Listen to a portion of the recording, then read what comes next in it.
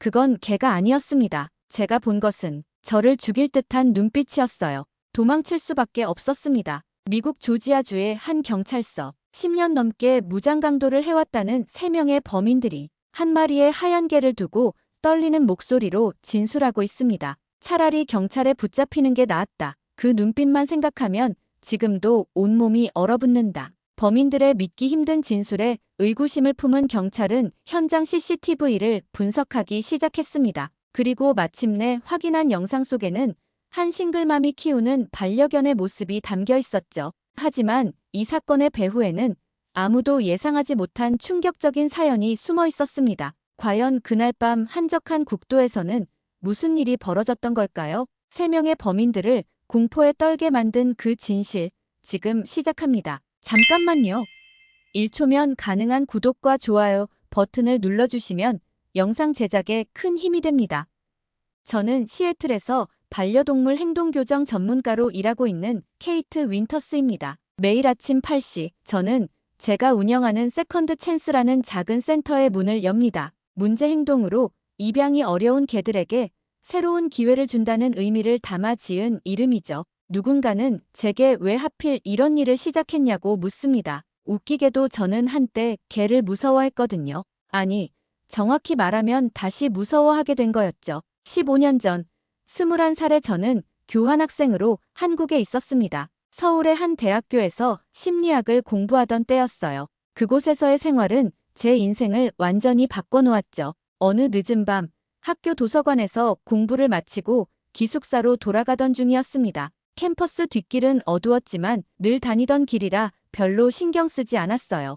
그런데 갑자기 커다란 개 한 마리가 어둠 속에서 뛰쳐나왔죠. 나중에 알고 보니 그 근처 주택가에서 도망친 셰퍼드였더라고요. 제가 할 수 있는 건 도망치는 것뿐이었습니다. 하지만 개는 제 뒤를 쫓아왔고 결국 저는 넘어지고 말았죠. 그 순간 저는 죽을 수도 있다고 생각했어요. 그때였습니다. 하얀색 개 한 마리가 갑자기 나타나 셰퍼드를 물리쳤어요. 나중에 알고 보니 그건 근처에 사시던 할머니가 키우시던 진돗개였답니다. 할머니는 놀란 저를 집으로 데려가 따뜻한 차를 대접해 주셨어요. 그리고 진돗개 백구의 이야기를 들려주셨죠. 진돗개는 한국의 천연기념물이라는 것, 주인을 지키기 위해서라면 목숨도 바친다는 것, 그리고 수백 년 동안 한국인들과 함께 해온 충직한 견종이라는 것을요. 하지만 그날의 공포는 쉽게 지워지지 않았습니다. 저는 한국에서의 교환학생 생활을 마치고 미국으로 돌아왔고 그 후로 한동안 개를 무서워하게 됐죠.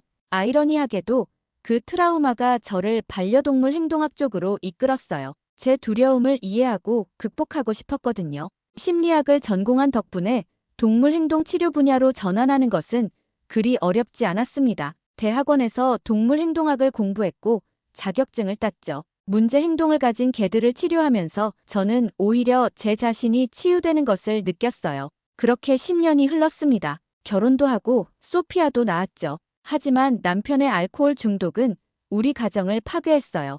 이혼 후 양육권을 얻기 위해 치열하게 싸웠고 결국 승소했지만 그 대가로 매달 거액의 생활비를 지불해야 했죠. 그러던 어느 날 밤 우연히 TV에서 한국의 진돗개에 대한 다큐멘터리를 보게 됐어요. 화면 속 하얀 진돗개를 보는 순간 15년 전 그날 밤의 기억이 선명하게 떠올랐습니다. 저를 구해준 백구, 그리고 할머니의 따뜻했던 미소까지. 그때는 몰랐습니다. 그 우연한 다큐멘터리가 제 인생을 다시 한번 완전히 바꿔놓게 될 줄은요. 어쩌면 그건 우연이 아니었는지도 모릅니다. 15년 전 그날 밤 백구가 제게 남긴 숙제, 이제야 그 답을 찾을 순간이 온 것 같았으니까요. 다큐멘터리를 본 다음 날 저는 시애틀 근교의 한인입양센터를 찾았습니다. 사실 망설였어요.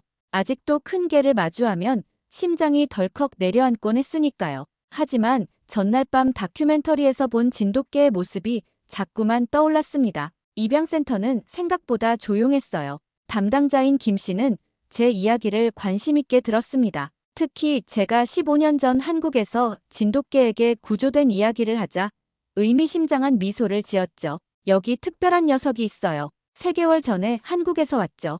김 씨를 따라 견사로 향하는 동안 개들의 짖는 소리가 점점 커졌습니다. 그 소리에 저도 모르게 발걸음이 멈칫했죠. 하지만 이상하게도 한켠에서 들려오는 하얀 진돗개의 시선이 자꾸 신경 쓰였어요. 다른 개들은 모두 격렬하게 반응했지만 그 녀석은 달랐습니다. 차분하게 저를 바라보는 그 눈빛이 15년 전 백구와 똑같았어요. 그 순간 제 두려움이 조금씩 녹아내리는 게 느껴졌습니다. 이 녀석, 지금까지 아무도 선택하지 않았어요.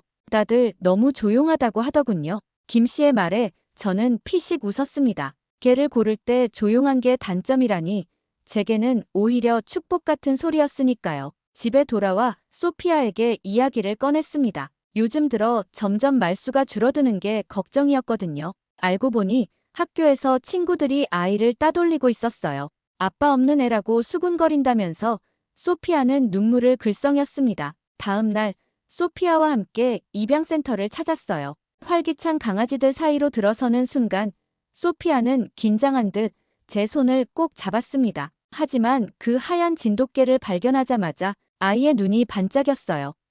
놀라운 일이 벌어졌습니다. 다른 개들은 평소처럼 지저대고 있었는데 진돗개는 조용히 일어나 소피아에게 다가왔어요. 그리고는 마치 오래된 친구처럼 그녀의 손길을 기다렸죠. 엄마, 이 강아지 나랑 눈 마주치는 것 같아. 소피아의 말이 맞았어요. 그 녀석은 마치 소피아의 마음을 읽기라도 한 듯 그녀 곁을 떠나지 않았습니다. 심지어 다른 방문객이 소피아에게 갑자기 다가왔을 때는 은근슬쩍 아이 앞을 가로막기까지 했죠. 입양을 결정하는 데는 그리 오래 걸리지 않았습니다. 도리어 김 씨가 놀란 표정을 지었어요. 보통 진돗개는 입양 전에 여러 번의 방문과 상담을 거친다고 하는데 이렇게 빠르게 결정된 건 처음이라더군요. 이름은 뭐로 하실 건가요? 소피아가 대답했습니다. 가디언이요. 우리를 지켜주는 수호자라는 뜻이래요. 엄마가 가르쳐줬어요. 그렇게 우리는 가디언을 데려왔습니다. 처음에는 걱정도 많았어요. 하지만 가디언은 우리의 걱정이 무색하게 완벽하게 적응했습니다. 특히 소피아에게는 더없이 좋은 친구가 되어주었죠. 매일 아침 소피아의 등교를 배웅하고 매일 저녁 그녀가 돌아올 때까지 현관을 지키는 가디언의 모습은 마치 전문 경호원 같았어요. 덕분에 소피아는 조금씩 웃음을 되찾아갔고 저 역시 마음의 짐을 조금씩 내려놓을 수 있었습니다. 평화로운 일상이 계속될 것만 같았죠. 플로리다에서 온 오빠의 다급한 전화를 받기 전까지는요. 오빠는 지병으로 입원해 계시는 어머니의 상태가 갑자기 나빠졌다고 했습니다. 의사가 가족들에게 마음의 준비를 하라는 말까지 했다면서 최대한 빨리 플로리다로 오라고 했어요. 전화를 받는 순간부터 가슴이 철렁 내려앉았어요. 그날따라 가디언도 밤새 현관을 서성이며 불안한 듯 낑낑거리고 있더라고요. 짐을 싸는 동안 머릿속이 복잡했습니다. 마이클과의 이혼 합의 때문에 재정적으로 어려운 상황이었거든요. 양육권을 얻는 대신 매달 $5,000의 생활비를 지급하기로 했는데 최근 3개월째 돈을 주지 못하고 있었어요. 돈이 없으면 소피아를 포기하는 게 좋을 거야. 마이클의 이 말은 늘 제 가슴을 옥죄었습니다. 도박 중독이 있다는 걸 이혼하고 나서야 알았죠. 그는 제가 주는 돈으로 도박 빚을 갚아왔던 거예요. 며칠 전에도 마이클은 위협적인 문자를 보내왔었어요.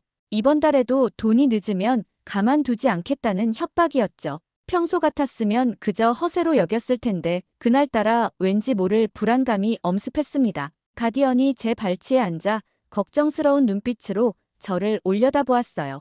평소와 다른 행동이 마음에 걸렸지만 지금은 그럴 겨를이 없었죠. 엄마, 가디언도 데려가면 안 돼? 소피아의 물음에 저는 잠시 망설였습니다. 비행기 표도 부담되는 상황에서 가디언의 운송 비용까지 감당하기는 어려웠어요. 하지만 소피아의 애원하는 눈빛을 외면할 수 없었죠. 결국 우리는 차로 가기로 했습니다. 비행기보다 시간은 더 걸리겠지만 가디언도 함께 갈 수 있고 비용도 절약할 수 있었으니까요. 출발하기 전날 밤 가디언의 행동이 더욱 이상해졌습니다. 평소에는 소파에서 잠들곤 했는데 그날은 현관문 앞을 한시도 떠나지 않았어요. 마치 무언가를 경계하는 것처럼요. 중간에 조지아에서 하룻밤을 묵기로 했죠. 소피아는 뒷좌석에서 가디언과 함께 잠들어 있었고 저는 라디오의 작은 음악 소리를 들으며 운전대를 잡았습니다. 그때 제 휴대폰이 울렸습니다. 발신자 표시는 언론이었어요. 평소 같았으면 무시했겠지만 어머니의 상태가 걱정되어 전화를 받았죠. 수화기 너머로 마이클의 목소리가 들려왔습니다. 여전히 돈 얘기만 하는 그였지만 이번에는 뭔가 달랐어요. 제가 어머니의 위독한 상태 때문에 플로리다로 가는 중이라고 하자 그는 갑자기 차량 이동이라는 것을 알고 있다는 듯 제 위치를 물어왔습니다. 순간 등줄기가 서늘해졌어요. 제가 차로 간다는 걸 어떻게 알았을까요? 더구나 왜 하필 위치를 묻는 걸까요? 불길한 예감에 서둘러 전화를 끊었지만 불안감은 쉽게 가라앉지 않았습니다. 백미러로 뒷좌석을 살펴보니 가디언이 잠에서 깨어 있었어요. 평소와는 다른 날카로운 눈빛으로 깊어가는 밤의 어둠 속을 응시하고 있었습니다. 조지아의 한밤중, 우리는 알 수 없는 위험을 향해 달려가고 있었죠. 차를 세운 것은 자정이 조금 넘은 시각이었습니다. 조지아 외곽의 한적한 국도, 차창 밖으로는 까만 밤하늘 아래 울창한 숲이 이어졌어요. 가로등도 별로 없었죠. 그때 멀리서 비상등을 깜빡이는 차량이 보였습니다. 보통 같았으면 그냥 지나쳤을 텐데 소피아가 도움이 필요해 보인다며 걱정스러운 눈빛을 보냈어요. 백미러로 뒷좌석을 살폈을 때 가디언의 모습이 달라져 있었습니다. 평소의 온순한 눈빛은 사라지고 귀를 쫑긋 세우고 낮은 그르렁 소리를 내기 시작했어요. 창밖을 뚫어지게 보며 계속해서 불안한 기색을 보였죠. 비상등 켜진 차에 가까워질수록 가디언의 반응은 더욱 격해졌습니다. 소피아가 가디언이 무서워하는 것 같아요 라고 말할 때도 저는 그저 평소와 다른 환경 때문이려니 생각했어요. 차를 완전히 세우기 직전 희미한 달빛 아래 한 남자가 보였습니다. 후드를 열어보는 듯한 제스처를 취하고 있었죠. 하지만 뭔가 이상했어요. 후드 아래를 들여다보는 게 아니라 우리 차를 주시하고 있었거든요. 창문을 조금 내리자마자 직감했습니다. 이건 함정이라는 걸. 남자의 시선이 제 차 안을 훑어보았고 그 순간 어둠 속에서 두 명의 남자가 더 나타났어요. 첫 번째 남자의 손에는 흉기가 들려 있었고 그들 중 하나가 마이클이 안부를 전한다고 말했을 때 모든 게 명확해졌죠. 그들이 소피아를 위협하기 위해 뒷문을 여는 순간이었어요. 가디언의 모습이 완전히 달라졌습니다. 순한 반려견의 모습은 온데간데 없고 마치 오래전 한국에서 만났던 그 백구가 다시 눈앞에 나타난 것 같았어요. 가디언의 공격은 번개처럼 빨랐습니다. 하얀 몸체가 어둠 속에서 번쩍이며 첫 번째 남자의 칼을 물어 떨어뜨렸고 소피아를 잡으려던 남자는 가디언의 기세에 놀라 뒤로 넘어졌어요. 마지막 남자가 가디언을 걷어찼지만 오히려 더 거센 반격을 받았죠. 저건 걔가 아니야. 도망가자. 비명을 지르며 달아나는 그들의 뒷모습을 보며 문득 15년 전 한국에서의 기억이 스쳐 지나갔습니다. 그때의 백구처럼 가디언도 위험한 순간 강인한 수호자로 변신한 거예요. 경찰이 도착했을 때 가디언은 다리를 절뚝이면서도 계속해서 우리 주변을 살폈습니다. 수색 과정에서 범인들의 차에서 결정적인 증거가 나왔어요. 마이클과 주고받은 문자들. 도박 빚 때문에 다급했던 그가 자신의 채무자들을 시켜 우리를 노린 거였죠. 조지아의 깊은 밤, 한국의 진돗개가 보여준 용맹함은 경찰들의 입에서 입으로 전해졌습니다. 그리고 그날 이후 제 삶은 완전히 달라지기 시작했어요. 가장 가까운 병원은 애틀랜타 외곽에 있었습니다. 플로리다로 가는 길이었지만 가디언의 상태가 심각해 더 이상 지체할 수 없었죠. 오빠에게 전화의 상황을 설명했고 다행히 어머니는 큰 고비를 넘긴 상태라고 하더라고요. 경찰 에스코트와 함께 24시간 동물 응급센터에 도착했습니다. 가디언의 응급수술은 4시간 동안 계속되었어요. 심각한 다리 인대 파열과 앞니 손상을 입었지만 수의사는 기적처럼 뼈는 다치지 않았다고 했습니다. 소피아는 수술실 앞에서 한시도 자리를 뜨지 않았어요. 그녀의 작은 손에는 가디언의 하얀 털이 아직 묻어 있었죠. 수술이 진행되는 동안 경찰로부터 연락이 왔습니다. 범인들의 차에서 발견된 휴대폰에는 마이클과 주고받은 메시지가 그대로 남아 있었대요. 도박 빚 때문에 다급했던 마이클은 자신의 채무자들을 시켜 우리의 돈과 차를 빼앗으려 했던 거죠. 경찰은 즉시 마이클에 대한 체포영장을 발부했다고 했습니다. 새벽녘 가디언이 마취에서 깨어났어요. 수의사는 마취 후 동물들이 보통 공격적으로 변하거나 사람을 경계한다고 했지만 가디언은 달랐습니다. 희미한 의식 속에서도 소피아를 알아보고 작게 꼬리를 흔들었죠. 다만 치료비가 문제였어요. 보험도 없는 상태에서 긴급 수술을 받은 터라 비용이 만만치 않았거든요. 걱정하고 있을 때 뜻밖의 도움이 찾아왔습니다. 수의사가 지역 동물보호단체에 연락을 해준 덕분에 우리 이야기가 지역 뉴스에 소개된 거예요. 어머니와 딸을 구한 영웅견이라는 제목의 뉴스가 나간 후 놀라운 일이 벌어졌습니다. 지역 주민들이 자발적으로 모금을 시작했고 동물보호단체들도 도움의 손길을 내밀었어요. 이틀 후 가디언의 상태가 안정되자 우리는 다시 플로리다로 향했습니다. 이번에는 경찰의 보호 아래 안전하게 이동할 수 있었죠. 가디언은 진통제를 맞은 상태에서도 계속해서 소피아 곁을 지키려 했어요. 깨달았습니다. 가디언은 단순한 반려견이 아니었어요. 그는 우리 가족을 지키기 위해 보내진 진정한 수호자였던 거죠. 플로리다에 도착했을 때는 이미 아침이었습니다. 어머니는 중환자실에서 회복 중이었고 오빠는 병원 로비에서 저희를 기다리고 있었어요. 소피아와 제가 겪은 일을 듣고 오빠는 창백해졌습니다. 마이클이 체포되었다는 뉴스를 보여주면서 이제는 그 누구도 우리를 위협하지 못할 거라고 말해주었어요.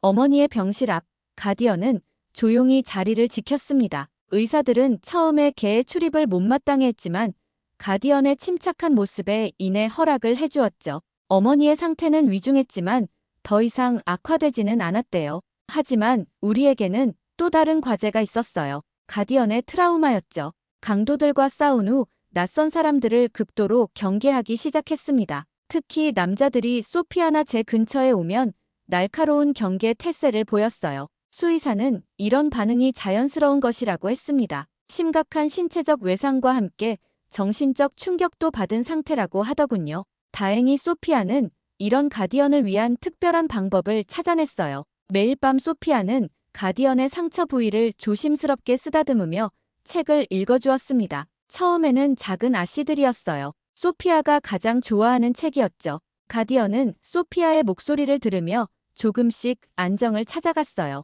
한 주가 지나고 가디언의 상태는 조금씩 나아졌습니다. 병원 직원들에 대한 경계도 풀렸고 다리의 상처도 놀라운 속도로 회복되었죠. 수의사는 진돗개의 강인한 회복력에 감탄했어요. 그러던 어느 날 뜻밖의 손님이 찾아왔습니다. 지역 경찰서의 담당관이었어요. 가디언의 이야기를 듣고 찾아왔다고 했죠. 그는 가디언의 용맹함과 침착성에 깊은 인상을 받았다고 했습니다. 이런 자질은 훈련으로도 쉽게 나오지 않습니다. 가디언은 타고난 것 같아요. 담당관의 제안으로 가디언은 경찰견 훈련 프로그램에 명예 멤버로 참여하게 되었습니다. 트라우마 회복에도 도움이 될 거라고 했어요. 실제로 다른 경찰견들과 어울리면서 가디언의 경계심은 많이 줄어들었습니다. 그 무렵 마이클의 재판이 시작되었어요. 검찰은 그의 범죄를 하나둘 밝혀냈고 결국 중형이 선고되었습니다. 저는 더 이상 그에게 생활비를 지급할 필요가 없어졌고 오히려 범죄 피해 보상을 받게 되었죠. 소피아의 학교 생활도 달라졌어요. 예전에는 이혼한 집애라고 놀림받았지만 이제는 영웅견의 주인이라고 불리게 되었답니다. 가디언의 이야기는 학교 신문에도 실렸고 소피아는 동물 보호에 대한 에세이로 학교 대회에서 상을 받기도 했어요. 어머니도 서서히 건강을 되찾으셨습니다. 퇴원하시는 날 가디언은 휠체어를 끄는 제 옆을 한시도 떠나지 않았어요. 어머니는 가디언의 머리를 쓰다듬으며 말씀하셨죠. 너가 우리 가족을 구했구나. 시애틀로 돌아온 후 저는 센터의 이름을 가디언즈 호프로 바꾸었습니다. 문제행동 반려견들의 재활과 새 삶을 돕는 곳이라는 의미였죠. 가디언은 센터의 마스코트가 되어 다른 개들의 훈련을 돕기 시작했어요. 특히 트라우마를 겪은 개들에게 가디언의 존재는 특별했습니다. 마치 자신도 같은 경험을 했다는 것을 알기라도 하는 듯 그들을 특별히 더 챙겨주었거든요. 언론의 관심도 이어졌어요. 트라우마를 극복한 영웅견이라는 제목으로 지역 방송에 소개되었고 동물 행동 치료에 관한 컨퍼런스에서 연사로 초청받기도 했습니다. 가디언의 상처는 완전히 아물었고 트라우마도 많이 극복했어요. 하지만 한 가지는 변하지 않았습니다. 매일 밤 소피아의 침대 옆을 지키는 가디언의 모습이요. 이제는 더 이상 위험을 경계하는 눈빛이 아닌 평화로운 수호자의 눈빛으로요. 며칠 전 소피아가 제게 말했어요. 가디언은 우리 가족을 지켜준 영웅일 뿐만 아니라 우리 마음까지 치유해준 존재라고 하더라고요. 그 말에 저도 깊이 공감했죠. 그 일이 있은 후 가디언즈 호프센터의 문을 연 지도 어느덧 6개월이 지났어요. 이제는 시애틀에서 꽤 유명한 반려동물 행동교정센터가 되었죠. 특히 트라우마를 겪은 개들의 재활에 특화되어 있다고 소문이 났습니다. 지난주에는 특별한 손님이 찾아왔습니다. 한국에서 온 진돗개 전문 수의사였어요. 가디언의 이야기를 듣고 일부러 찾아왔다고 했습니다. 그는 가디언을 보더니 놀란 얼굴을 했어요. 한국의 천연기념물 제53호 진돗개의 순수 혈통이라는 거였죠. 가디언은 이제 완전히 달라졌습니다. 트라우마도 거의 극복했고 센터에 오는 다른 개들의 좋은 선생님이 되어주었어요. 특히 사람들에 대한 트라우마가 있는 개들에게는 더없이 좋은 모델이 되어주었죠. 소피아도 많이 성장했습니다. 이제는 매주 토요일마다 어린 자원봉사자들과 함께 유기견 보호소에서 봉사활동을 하고 있어요. 가디언의 이야기를 들은 친구들이 하나둘 모이기 시작했고 어느새 작은 모임이 되었답니다. 마이클은 15년형을 선고받았어요. 그 과정에서 그의 다른 범죄들도 모두 드러났습니다. 도박 빚을 갚기 위해 회사 자금을 횡령한 것은 물론 불법 도박장 운영에도 관여했더군요. 어머니는 이제 저희 집 근처로 이사 오셨습니다. 퇴원 후 재활치료가 필요했는데 가디언이 있는 저희 집에 오고 싶으시다고 하시더라고요. 실제로 가디언은 어머니의 훌륭한 재활 파트너가 되어주었어요. 매일 아침 산책을 함께 하면서 어머니의 근력도 점점 좋아지고 있답니다. 센터는 날이 갈수록 바빠졌어요. 특히 경찰서에서 의뢰하는 사례가 많아졌습니다. 범죄 현장에서 구조된 개들, 학대받은 개들, 그들에게 가디언은 희망이 되어주었죠. 마치 자신의 이야기를 들려주듯 그들의 곁에서 함께 시간을 보내주었어요. 어제는 재미있는 일이 있었습니다. 경찰견 훈련소에서 실습 중이던 가디언이 마약 은닉범을 발견했다는 거예요. 훈련받은 게 아닌데도 불구하고 본능적으로 수상한 물건을 찾아냈다고 하더군요. 하지만 가디언의 가장 큰 변화는 다른 곳에 있었습니다. 더 이상 밤마다 불안하게 집안을 순찰하지 않아요. 대신 소피아의 방 앞 작은 방석에서 평화롭게 잠들곤 하죠. 위험을 감지하는 수호자가 아닌 평화로운 일상을 지키는 든든한 가족이 된 거예요. 지난 주말 소피아의 13번째 생일을 위해 가디언도 특별한 선물을 준비했어요. 아침 일찍 소피아의 침대맡에 자신이 아끼던 장난감을 가져다 놓았거든요. 평소 누구에게도 내어주지 않던 그 장난감을 소피아에게 선물한 거죠. 그 작은 배려를 보면서 문득 생각했어요. 우리는 모두 서로를 향한 작은 사랑으로 치유되어 가고 있다는 걸요.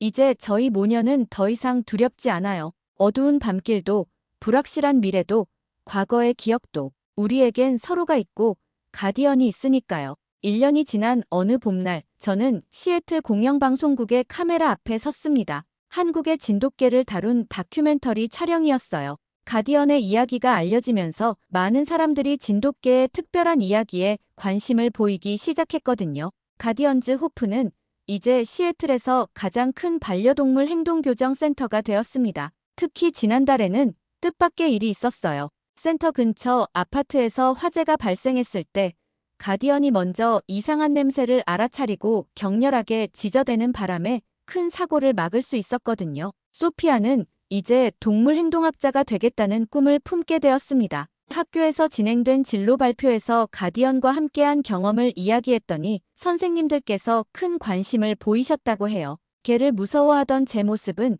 이제 기억 속에만 남아 있습니다. 오히려 요즘은 다른 사람들에게 개와 교감하는 법을 가르쳐주고 있죠. 가디언이 제게 가르쳐준 대로요. 오늘도 가디언은 평소처럼 센터에서 새로운 개들을 살펴보고 있어요. 그의 하얀 털에 이제는 나이가 든 흔적이 조금씩 보이지만 눈빛만은 여전히 반짝입니다. 무엇보다 기쁜 건 더 이상 우리 가족에게 악몽 같은 밤이 찾아오지 않는다는 거예요. 대신 매일 아침 일어나면 새로운 희망이 우리를 기다리고 있답니다. 이제는 알 것 같아요. 진정한 수호자의 모습은 위험한 순간에만 나타나는 영웅이 아니라 매일 우리의 작은 순간들을 지켜주는 평범한 일상 속 든든한 동반자라는 것을요.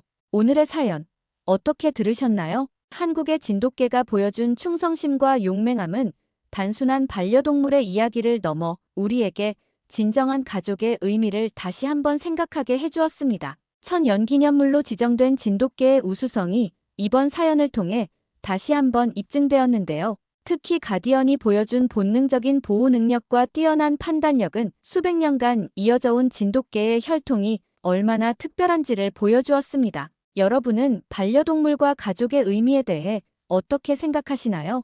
여러분의 소중한 의견을 댓글로 남겨주세요. 감동 마이크는 앞으로도 전 세계에서 전해오는 따뜻하고 감동적인 한국에 대한 사연들을 소개해드리도록 하겠습니다.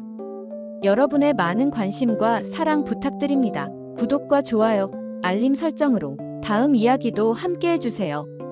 끝까지 시청해주셔서 감사합니다. 행복한 하루 보내세요.